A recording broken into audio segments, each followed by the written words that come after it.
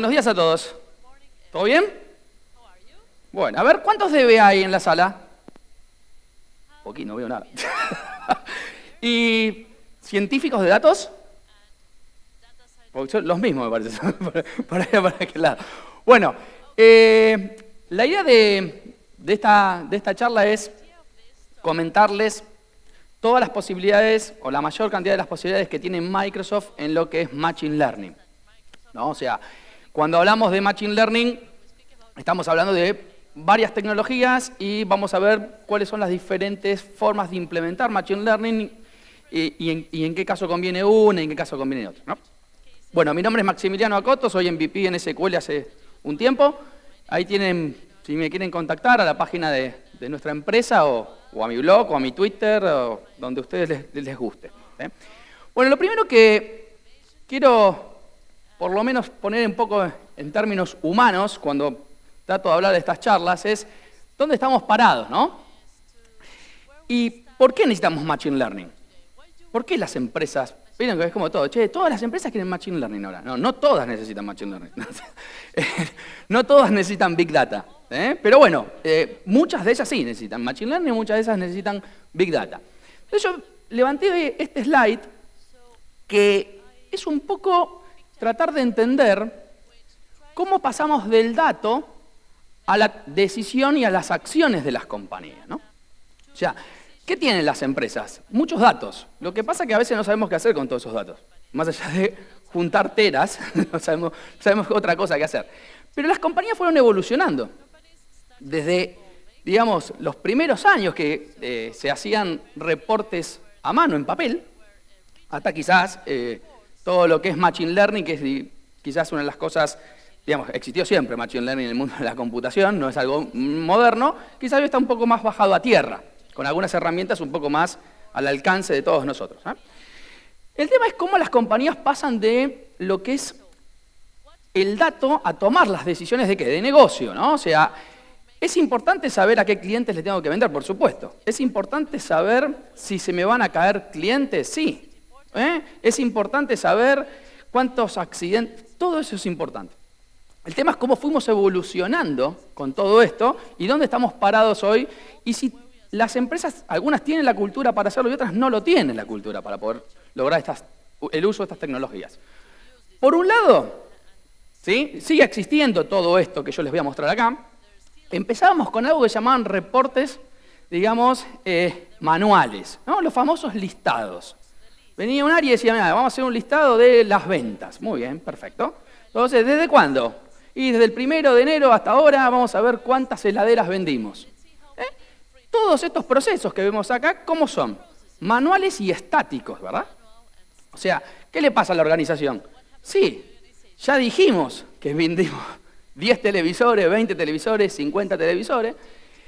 Y estos procesos estáticos, los reportes, estos famosos, desde los famosos reportes de Reporting Service, Crystal Report, cualquiera, los reportes que se hacían en otras tecnologías hace 20, 30 años atrás, que todavía se siguen usando y se van a seguir usando.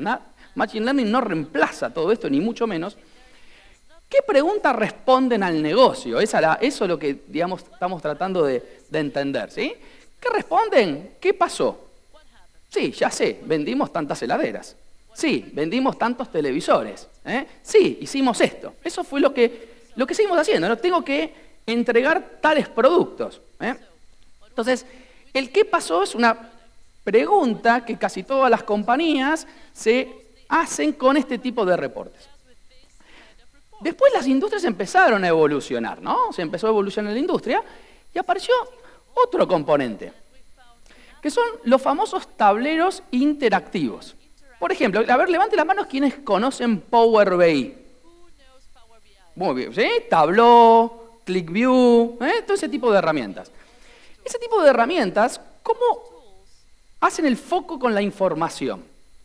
Las primeras, por ejemplo, tenemos un parámetro, ¿no? Decimos, che, desde fecha hasta fecha, decime qué pasó, ¿no? Estas herramientas trabajan de forma interactiva. Los que usan Power BI van a saber que pongo un dashboard, ¿no? Otro dashboard, ¿y qué es lo primero que sucede en Power BI de forma natural? Que le hago clic a un control y automáticamente se filtra al otro control. Y no le tengo que decir nada para que eso suceda. Y muchos me preguntan, muchos clientes me dicen, ¿por qué hace esto? Porque son interactivos. O sea, lo que estoy tratando de responder ahora no es el qué pasó, ¿sí? Sino es por qué pasó.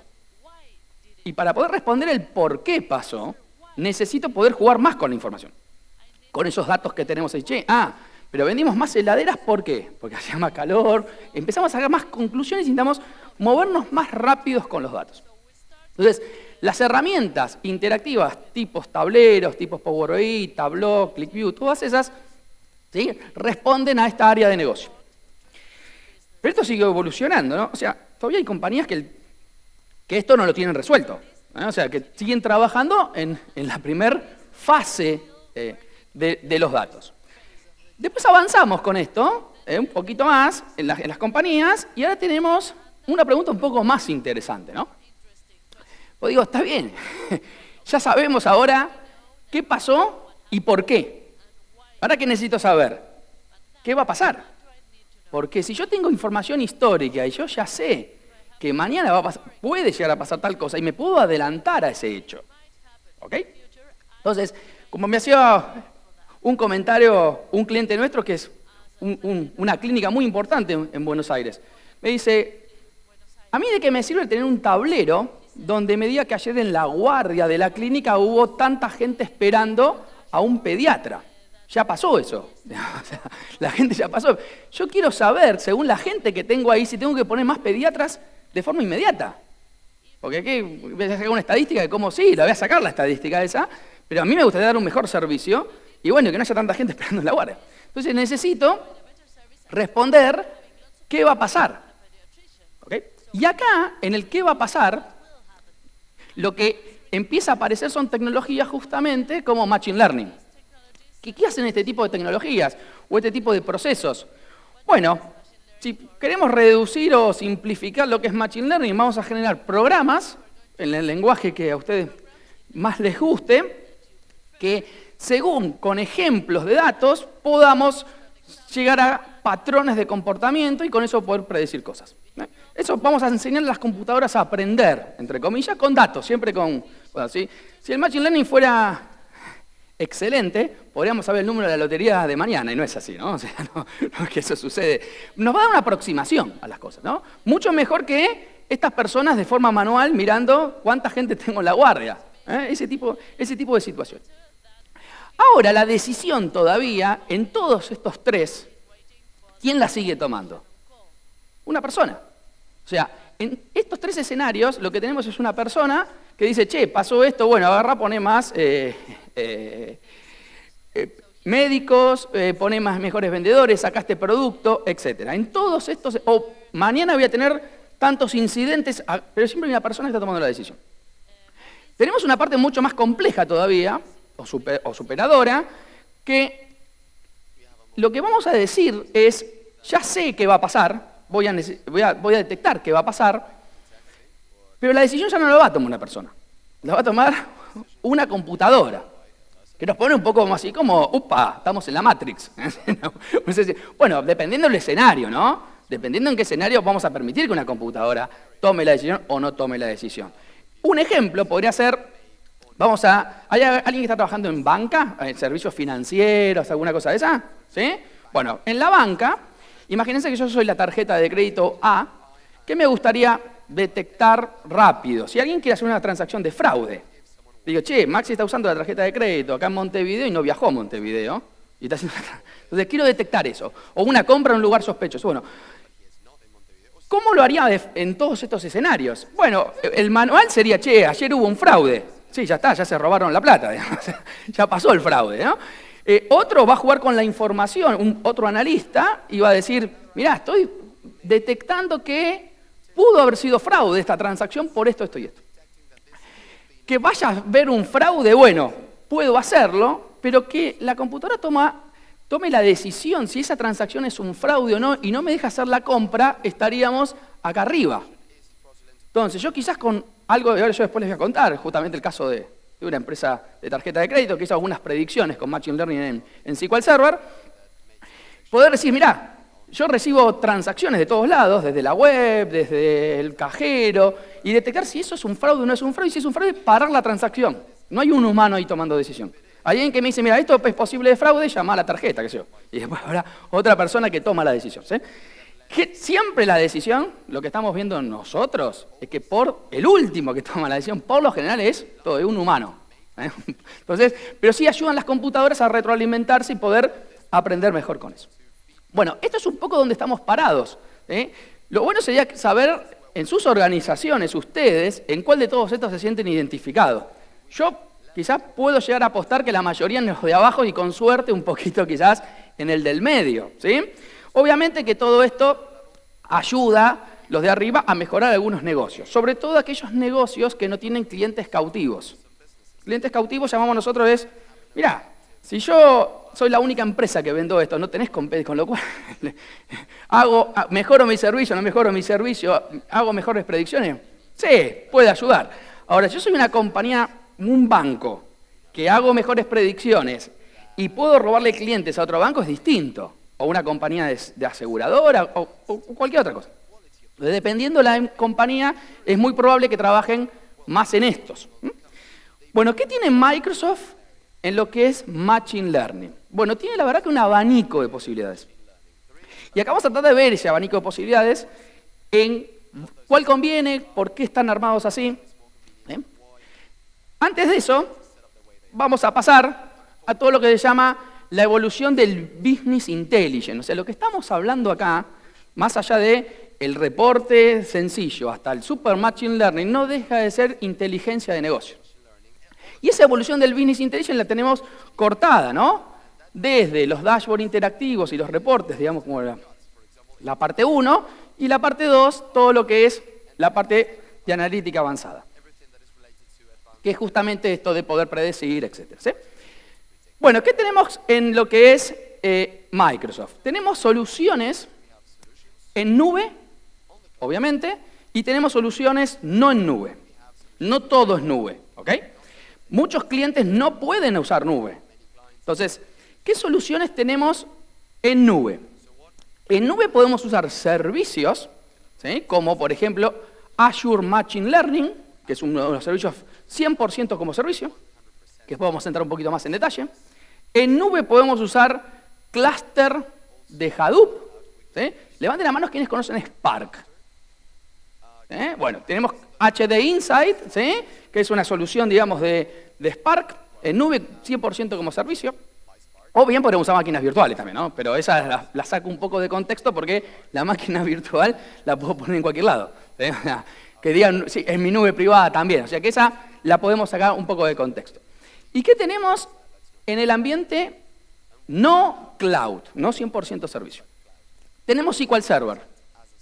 SQL Server, la base de datos que empezó hace muchos años, yo empecé con una que era una versión 4.2 de SQL Server, ¿sí? Que usaba tablas, ¿no? Tenemos tablas, índices. Bueno, SQL Server a partir de 2016 empezó a incorporar un montón de componentes, entre uno de ellos la posibilidad de hacer Machine Learning con la base de datos. Y ahí vamos a ver por qué lo vamos a hacer ahí, o qué opciones tenemos de hacerlo ahí, y también vamos a ver que hay dos productos para hacerlo dentro de SQL Server como producto. ¿Tá? Entonces, vamos a meternos en, digamos, un producto que es SQL Server. 2016 empezamos a trabajar o empezó a incorporar Microsoft estas posibilidades de tener Machine Learning dentro de la base de datos. A ver, ¿qué lenguaje usamos en Machine Learning? Levanten las manos quienes conocen Python. Bueno, ahora vamos a hacer la otra pregunta. ¿Sí? ¿Y R? Hay una buena discusión entre R y Python, ¿no? Bueno, y Java también podemos usar si queremos, ¿no? Esos son los tres lenguajes que podríamos usar en cualquier esquema de Machine Learning. Bueno, ¿qué hizo SQL Server? SQL Server incorporó estos lenguajes a la base de datos. Los tenemos dentro del SQL Server, vamos a ver cómo se puede implementar eso y qué ventajas tendría de hacer esto. ¿Sí? ¿Qué arquitectura podemos tener? ¿Qué sucede con estas cosas, ¿no? Con el Machine Learning en general? Tenemos datos en alguna fuente de datos y después tenemos la parte de cálculo. No importa dónde la querramos poner. El tema es que supongamos que esos datos están fuera de un SQL Server, bueno, yo el Machine Learning podría elegir un servicio de nube, un Spark, cualquier cosa. Ahora, si los datos están en tablas de SQL, ¿qué sentido tiene moverme esos teras a otro servicio para que haga el cálculo y baje, ¿no? O sea, puede ser caro hacer eso. Entonces, una de las soluciones que podemos hacer es decir que justamente poner SQL Server Machine Learning lo que nos va a permitir es poner el Machine Learning donde están los datos, o sea, acá. Y no, digamos, separar, ¿sí?, lo que son los datos, como esta parte de la inteligencia más las aplicaciones, porque tenemos que mover datos. Si tienen pocos datos es el Disneylandia esto, ¿sí? Pero si tienen como cliente nuestro que mueven teras para hacer, por ejemplo, predicciones, si un motor de una máquina hay que sacarlo hay que ponerlo en mantenimiento porque dependiendo cómo el voltaje va cambiando en diferente tiempo, les va a indicar que ese motor hay que sacarlo. Mueven mucha volumetría, subirlo a cualquier lado es subir todo, encima si se origina local esa volumetría, ¿no? O sea, porque una cosa es se origina todo en nube, está todo bien. Estoy levantando Machine Learning de Facebook. Sí, bueno, está en Facebook ese. Está todo. Ahora, si se origina en sensores locales y subir todo eso puede llegar a ser costoso. Además, si eso encima se guarda en tablas primero, ¿no? Que lo guardo en tablas y encima tengo la información. Entonces, el SQL Server me va a permitir tener el Machine Learning en la base de datos, en el engine de base de datos. ¿Qué tenemos en los servidores de base de datos por lo general? Son servidores que tienen ¿qué? ¿Mucho qué? Por lo general, no siempre pasa, ¿no? Pero hoy un servidor de 4 GB de RAM podría haber, pero tiene menos que el teléfono celular, ¿no? O sea, no es habitual ver eso. Hoy los servidores de SQL Server son servidores que tienen mucha RAM, de hecho hay feature in memory que viene desde hace mucho tiempo, y CPU, con lo cual son dos de las condiciones para el Machine Learning también, ¿no? O sea, muy interesante. Entonces, ¿cómo usamos SQL Server Machine Learning? ¿Y qué cuidados hay que tener con eso si vamos a usar SQL Server Machine Learning? Bueno, ¿por qué primero el SQL Server Machine Learning, no? O sea, más allá de los datos, que dijimos los tenemos juntos, tenemos también ambientes empresariales, que es donde hay muchos programadores, y de hecho lo vemos a veces, por ejemplo, en Argentina, un chico excelente científico de datos hizo un código excelente en Python, un algoritmo excelente para el cliente, pero lo quería implementar en una máquina virtual con una DLL de Python. Es una compañía que necesita seguridad, escalabilidad. ¿Dónde ponemos? No podemos poner una maquinita virtual eso. Tenemos que integrar un ecosistema corporativo, ¿sí? Entonces, SQL Server podría ser ese ecosistema corporativo. Vas a hacer el mismo código Python, vas a hacer el mismo código R, pero no lo vas a deployar, digamos, en una maquinita virtual o en tu desktop, para poder procesar el algoritmo, ¿sí? Lo vas a deployar en una base de datos. Y además necesitamos otra cosa más, seguridad, o sea, todo lo que tiene el ambiente empresarial. O sea, hay un mundo no empresarial y hay un mundo empresarial. Entonces, en el mundo empresarial tenemos otras, digamos, restricciones, ¿eh? Entonces, ahí el SQL Server nos va a ayudar. ¿Sí? Porque tenemos seguridad, porque tenemos que ver la performance, porque tenemos que ver cómo monitoreamos eso. Un día están dando lento la predicción de tarjeta de crédito, me van a llamar a mí. DBA y me van a decir, che, ¿por qué anda lento esto? Y voy a tener una respuesta. Voy a tratar de dar una respuesta a eso porque es core del negocio eso. Ahora, ¿eh? Entonces, ¿cómo hacemos todo eso? ¿Dónde ponemos? Bueno, el SQL me da un montón de herramientas para hacer eso. Ya las tiene integradas, con lo cual integrar el Machine Learning ahí adentro, me sumo a las herramientas que ya tiene SQL Server. Como les comenté, esto funcionó a partir de SQL 2016. O sea, antes de 2016, cero Machine Learning. 2016 solamente la posibilidad de R, ¿sí? como lenguaje. 2017 R y Python. 2019 que está en beta, R, Python, Java. ¿Sí? Los tres lenguajes, digamos, más usados para lo que es Machine Learning.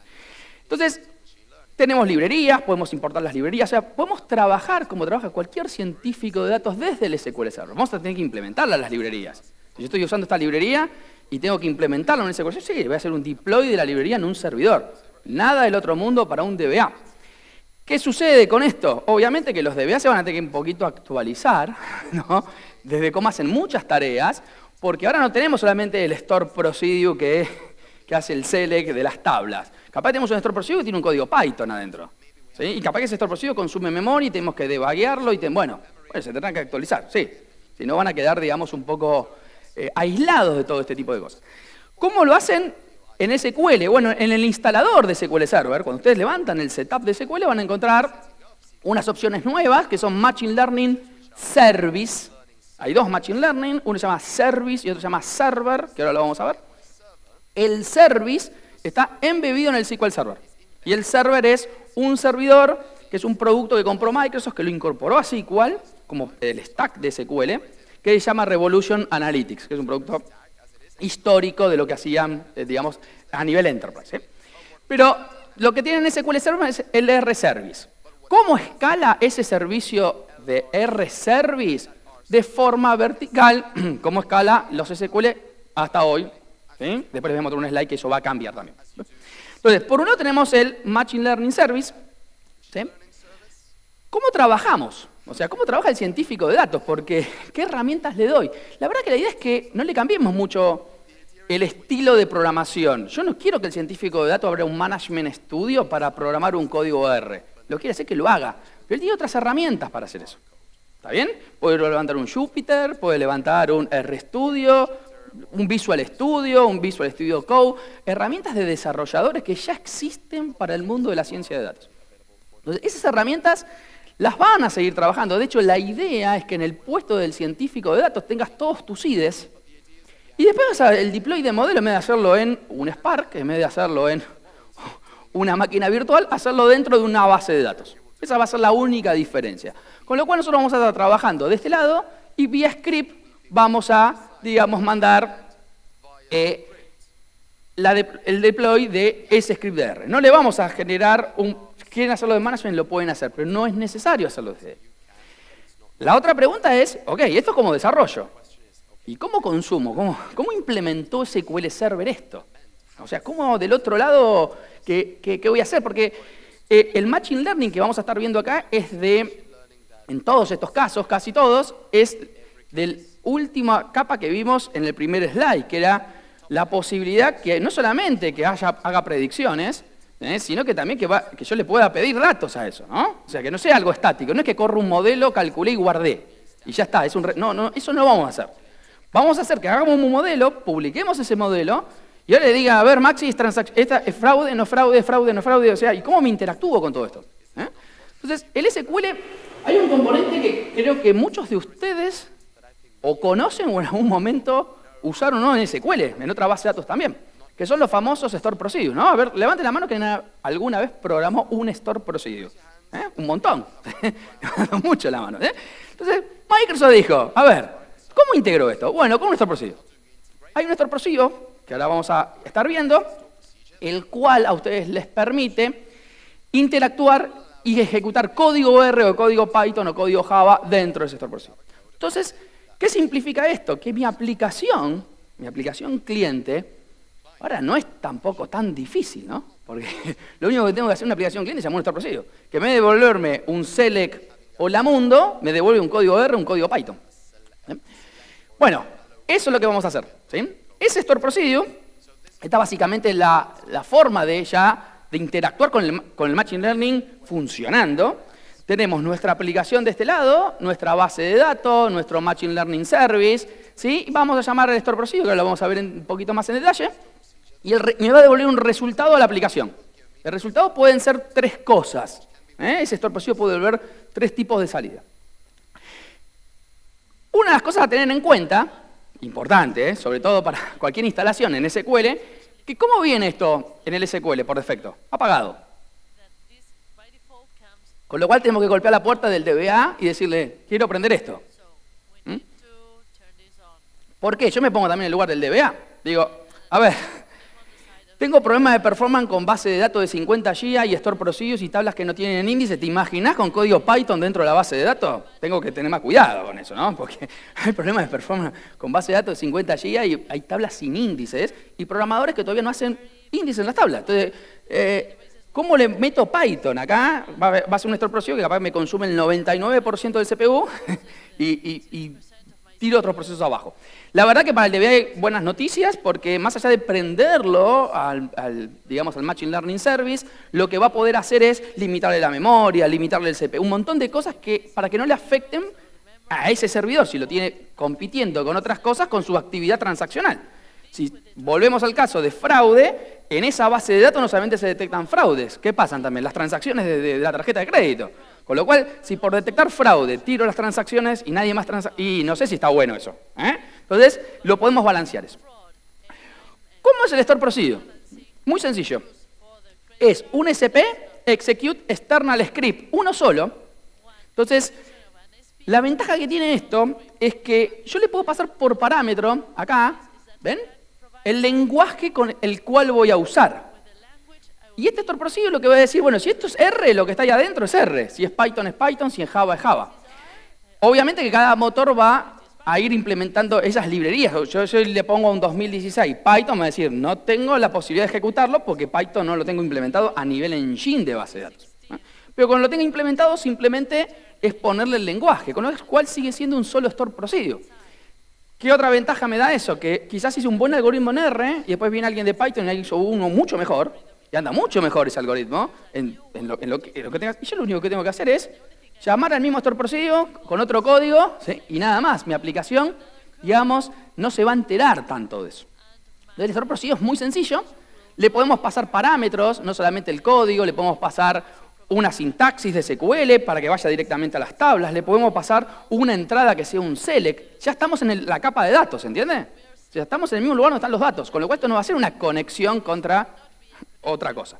No sería lógico, lo aclaro, que lo han preguntado, che, ¿desde acá puedo llamar a un linked server? Y no es, sí, podés, digamos, a un CSV, y como podés hacer lo que quieras. Pero está pensado para las tablas que están ahí de SQL, digamos, que a veces puede tener mucha volumetría y usar el Machine Learning ahí adentro. Entonces, tenemos un simple store procedure. Ese store procedure devuelve tres tipos de salida. Una salida puede ser un dataset, ¿sí? Básicamente un resultado. O sea, yo te digo, a ver, fraude, no, o sea, los sistemas, por ejemplo, de fraude, ¿cómo trabajan? Con un scoring. Tiene un scoring de 0 a 1. Cuanto más cerca a 1 estás, más chance de que eso sea fraude o no sea fraude. Entonces, ¿qué me va a devolver ese store procedure de fraude? Por ejemplo, bueno, si de 0 a 1, ¿qué valoré? Para esta transacción que estoy haciendo. Y yo en mi aplicación decir, mirá, me dio 0,60, ¿qué hago? ¿Paro la venta o sigo con la venta? ¿No? Eso es básicamente lo que voy a hacer. Entonces, me puede devolver un dataset. Obviamente que también me puede devolver lo que es un ploteo, o sea, ¿qué es el plot? Un binario, me va a devolver un binario, en este caso. ¿Por qué? Porque tanto R como Python tenemos la posibilidad de hacer gráficos también. Entonces, capaz que estoy haciendo un Machine Learning ya para un gráfico y quiero que ese gráfico me devuelva la aplicación. Y la pregunta del millón que muchos me hacen, digo, y los científicos de datos dicen, Maxi, ¿dónde guardo los modelos? Porque todo Machine Learning necesita un modelo. ¿Cómo los guardo en la base de datos los modelos? Entonces, este store procedure tiene una salida que puede ser un modelo. Yo le puedo decir, devolveme un modelo, voy a hacer un cálculo, voy a modelar, el tema es dónde lo guardo esto. Como esto tiene una salida que es un modelo y sigue siendo un binario, ¿dónde lo podemos guardar en una base de datos? ¿Qué tenemos a mano en la base de datos? Tablas. Entonces, o sea, no hay otra cosa, digamos, que podamos persistir rápido. Entonces, podemos crear una tabla y hacer un insert exec del store procedure con el modelo.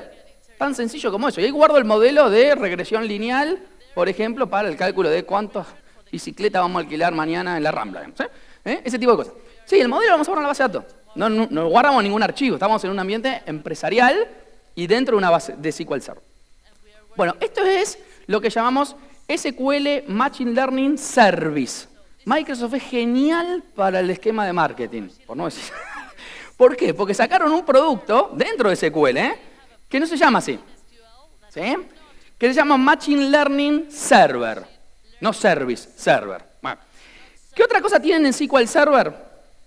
Interesante, y esto es a partir de 2017. Una de las funcionalidades que más se utilizan en los Machine Learning son las predicciones. Toda la gente, cuando empieza con Machine Learning, ¿qué hace predicciones? Che, ¿cuánto voy a vender? ¿Qué me va a pasar? ¿Es fraude? ¿No es fraude? Ese tipo de cosas. Entonces, con ese tipo de cosas, el SQL Server ya tiene en Transact SQL una instrucción nativa de predicción. ¿Qué ventaja me da eso?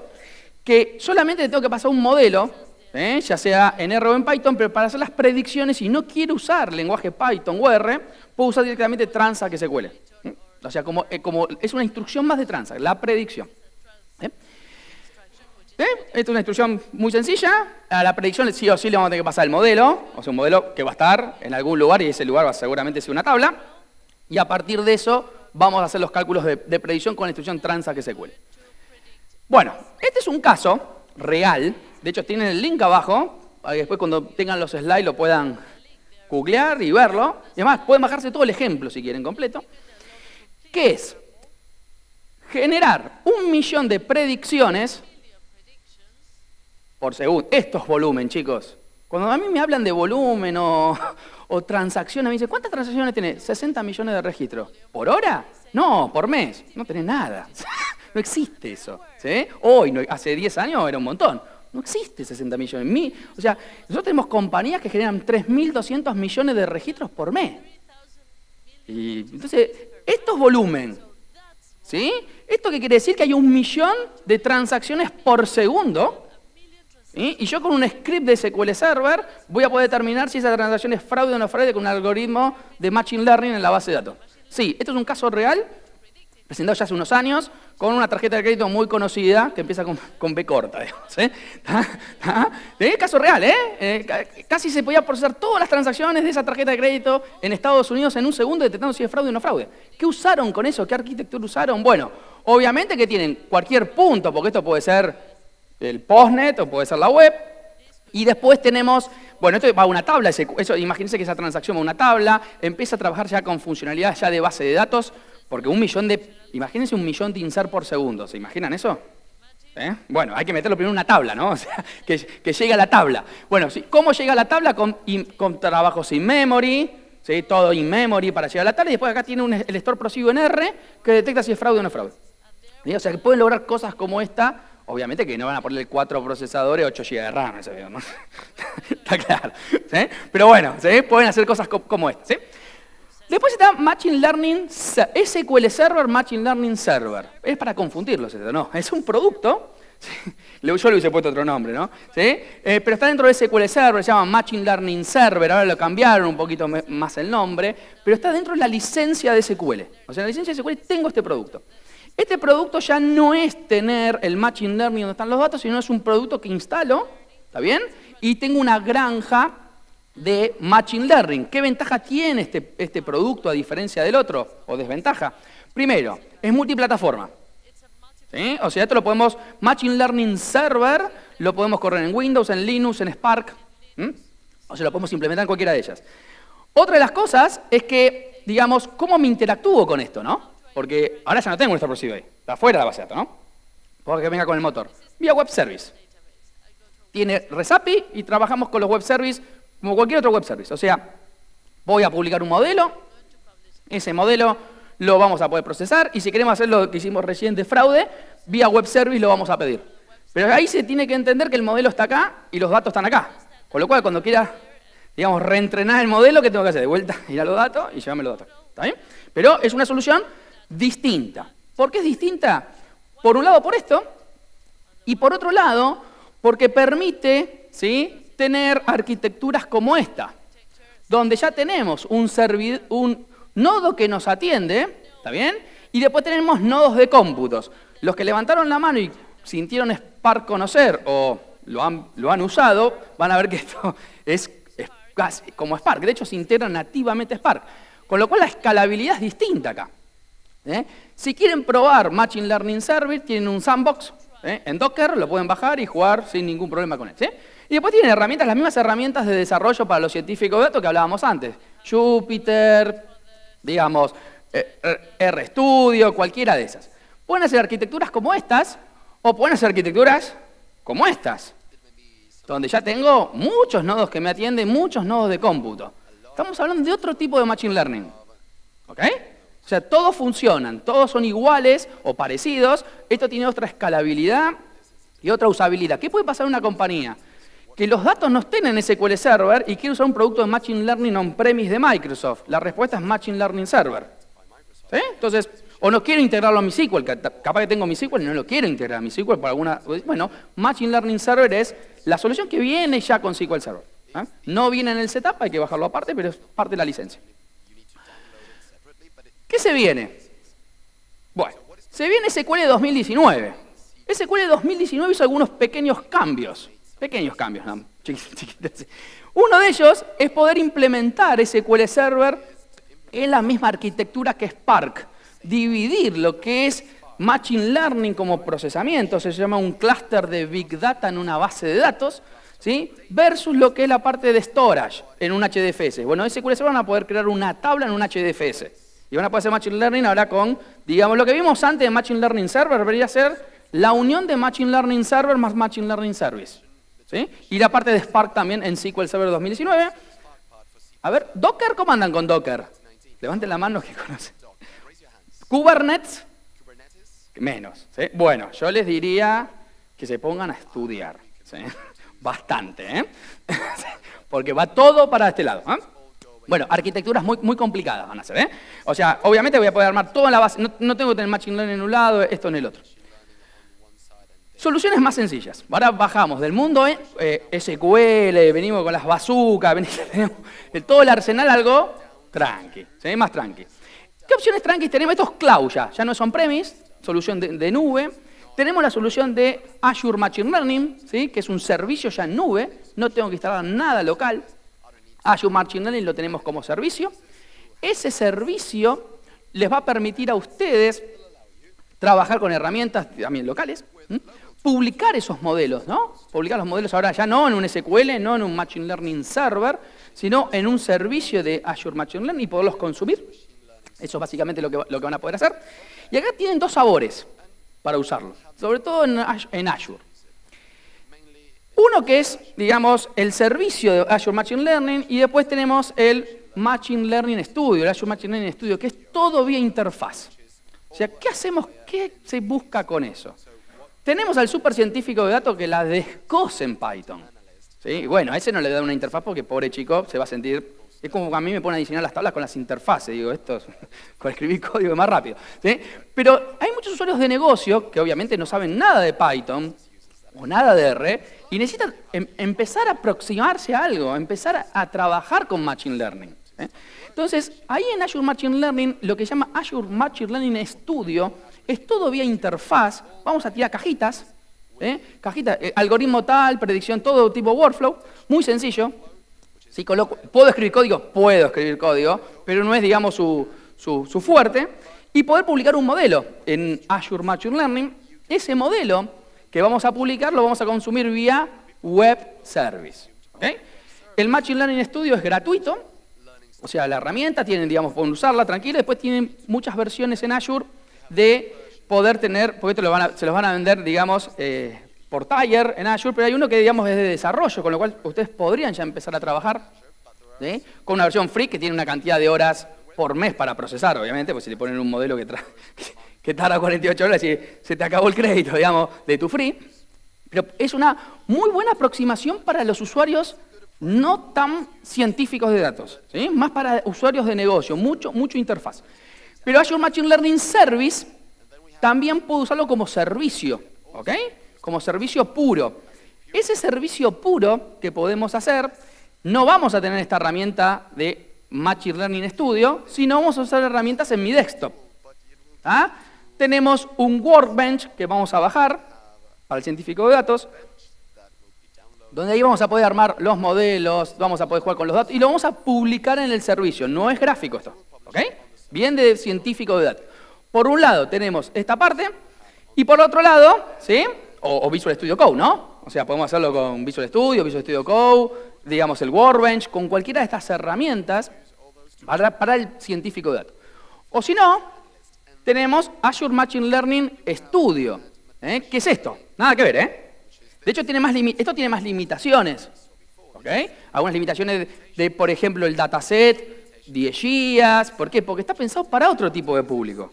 O sea, pero créanme que, por ejemplo, en muchas empresas hasta grandes, en Argentina nos pasa que las compañías, sobre todo las áreas de Business Intelligence, empiezan por acá. Porque tiran cajitas, ¿eh? Tiran cajita. Mirá, podemos sacar una regresión lineal de más o menos, pero pudieron hacerlo, ¿eh? En cambio, los otros necesitan otros tipos de skills para poder trabajar con Machine Learning y todas este tipo de técnicas. Hay un abanico bastante amplio acá, ¿no? Y después, por último, ¿qué tenemos, no? O sea, una cosa muy interesante, a ver, la pregunta es media obvia, ¿no? Pero ¿quiénes usan Excel? Bueno, en BI, en Business Intelligence, Excel es una herramienta muy usada por los usuarios de BI. Tablas dinámicas, Power BI también, ¿no? Pero digamos, tabla dinámica. Entonces, ¿qué sucede? Tienen integración add-ons en Excel, donde ustedes pueden correr los modelos que están en Azure Machine Learning desde un Excel. Y hacer predicciones de un Excel, porque es lógico que un usuario de negocio capaz tenga una tabla dinámica ahí, o una tabla a mano, y diga, che, con esto haceme las predicciones de las ventas. Está cara, no voy a subir esto, esas cosas chinescas, como digo yo. No, está el archivo acá, hay que subirlo para... A un usuario de negocio no se lo puedo planear, es una... Sí, le puedo planear, pero medio complicado, ¿sí? Entonces, tenemos integraciones con, digamos, Excel, que ayuda mucho a todos estos usuarios de negocio. Por último, tenemos Machine Learning en Spark. Algunos levantaron... A ver, Spark, ¿quiénes habían levantado la mano que conocen? ¿Big Data? Bueno. Spark, digamos, es una solución de Big Data, muy de las más usadas, ya sea para Cloudera, ya sea para, digamos, para Hortonworks, para cualquier otra solución de Big Data. En el mundo Microsoft, ¿cómo podemos integrar nuestro Machine Learning ahí? Hay varias opciones. Por un lado, lo que podemos hacer nosotros es usar el servicio de Machine Learning Server que comenté yo hace un ratito. Ese servicio de Machine Learning Server que venía con el SQL, no el service del Store Procedure, ese servicio lo que hace es que como se puede implementar sobre Spark, lo instalo sobre un Spark. Es parte más de la granja de los nodos de Spark. En nube, si vamos a nube, tenemos dos servicios en Microsoft. Uno que es HD Insight, ¿sí? Que es la solución, digamos, SaaS de lo que es Spark, lo que es Big Data, es una de las opciones. En HD Insight, ¿cómo está implementado ese Machine Learning? Cuando deployan ese HD Insight, en una de las opciones les va a decir si quieren tener Machine Learning o no Machine Learning. Son las diferentes opciones de HD Insight que pueden implementar. ¿Qué tiene por debajo? Porque no hay magia, ¿sí? Machine Learning Server. O sea, lo que hace eso por ustedes es implementa el HD Insight y le pone Machine Learning Server. O sea que Machine Learning Server es un componente sustancial para todo lo que no es SQL en el mundo Microsoft, lo que es Machine Learning. Entonces se integra sobre todo en este tipo de arquitecturas como el HD Insight. Pero ustedes lo pueden integrar de forma local, ¿no? En instalaciones de Spark local. Y después hay, digamos, Databricks, que es otro de los productos populares, no lo tiene solamente Microsoft, sino otras empresas de nube también, que también hacen, digamos, Machine Learning. Acá quizás el Machine Learning es un poco distinto. Hay que dividir un poquito en qué quiero hacer con el Machine Learning, ¿no? O sea, si digo, mira, te tiro un modelo y un resultado es un Excel o un CSV con eso y que está ahí y no lo quiero integrar a ninguna aplicación, o necesito integrarlo a una aplicación como la de fraude. Son dos tipos de Machine Learning distintos. Todo lo que es Machine Learning Server, Machine Learning Service, Azure Machine Learning, todos esos tipos de servicios me van a permitir no solamente que procese y me guarde esos resultados en algún lado, sino puedo tirar un web server y hacer predicciones. Che, esto es esto, esto es esto, esto es esto, esto es aquello. Bueno, ese tipo de cosas las vamos a poder hacer básicamente con estos productos.